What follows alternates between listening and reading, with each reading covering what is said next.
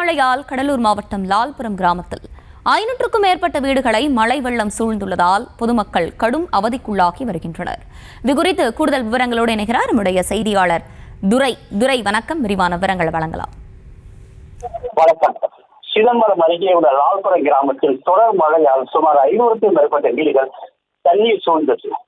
Poclain மூலம் கேந்திரங்கள் மூலம் சாலையை உடைத்து தண்ணீரை வெளியேற்றும் பணி தீவிரமாக நடைபெற்று வருகிறது. சிதம்பரம், போனகரி, சேத்தியாத்தோப்பு உள்ளிட்ட சுற்றுவட்டார பகுதிகள் நேற்று முதல் கனமழை பெய்து வருகிறது. இன்று காலை மாலை மழை சற்று ஓய்ந்திருந்த நிலையில் மீண்டும் மழை பெய்து வருகிறது. அவ்வப்போது விட்டு விட்டு பரவலாக மிதமான மழை பெய்து வருகிறது.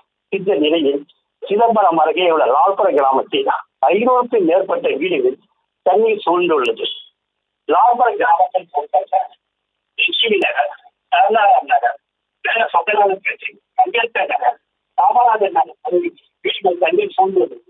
இதனால் பொதுமக்கள் பல இல்லத்தில் ஆளாகி வருகிறார்கள். மழை தொடர்ந்து பெய்து வருவதால் வீடுகளில் தண்ணீர் சூழ்ந்ததாலும் பொதுமக்கள் இயல்பு வாழ்க்கை முடிந்துள்ளது.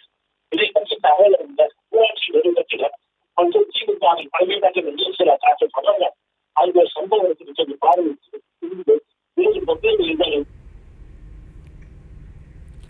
விவரங்களை வழங்கியமைக்கு நன்றி துரை.